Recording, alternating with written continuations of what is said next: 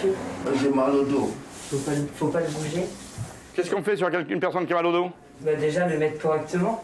Comment réagir face à une personne victime d'une chute, d'une hémorragie ou d'un étouffement? En 7 heures, les participants à cet atelier sont formés aux gestes de premier secours. Ils viennent avec des motivations personnelles ou dans un cadre professionnel. Je fais cette formation pour faire auxiliaire ambulancier.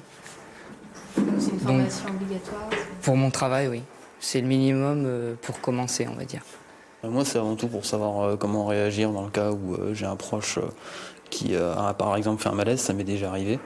Et j'avoue que j'ai pas vraiment su comment réagir. J'étais plutôt paniqué avec le malaise de la personne.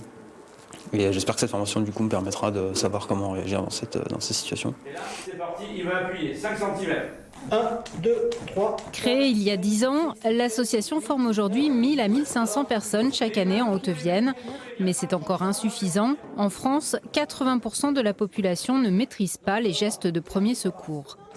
L'idéal, ça serait que tout le monde soit formé. C'est-à-dire que vous prenez dans la rue quelqu'un a une difficulté, il sait qu'il peut compter sur la première personne qui passe. Actuellement, vous vous rendez compte qu'il faudrait qu'il passe 70 personnes ou 80 personnes à côté de vous avant qu'une pense à vous porter secours. Fin août, le Festival Urban Empire à Limoges. Les bénévoles de l'association tiennent le poste de secours. Ils sont là pour assurer la sécurité du public et des organisateurs, prêts à intervenir en cas de besoin. Par soirée, c'est environ une dizaine de petites interventions. Ça va du malaise à la coupure pour un membre du service technique, par exemple. Voilà, c'est assez divers. Donc sur quel type de manifestation vous intervenez? Très prochainement, on réattaque la saison du CSP. On a 6 secouristes qui sont présents. Ce week-end, par exemple, on a une équipe qui est présente pour le soutien aux pompiers dans leur centre de vaccination. Et puis aussi la compétition de CrossFit à Limoges, où on a 3 à 6 secouristes qui sont présents. Donc une activité qui est assez soutenue.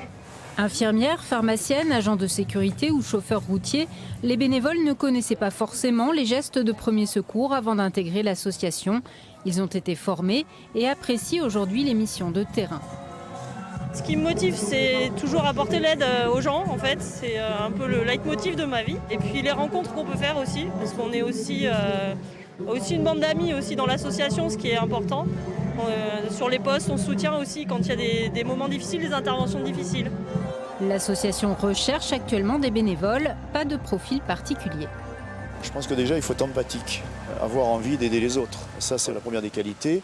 La deuxième, il faut accepter d'être formé assez lourdement, donc 2 semaines de formation de premier secours pour être quand même assez affûté, entre guillemets, pour pouvoir donc agir face à une victime, quelle qu'elle soit.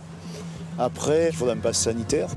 Alors si vous avez des disponibilités en soirée et le week-end et que vous vous sentez l'âme d'un secouriste, n'hésitez pas.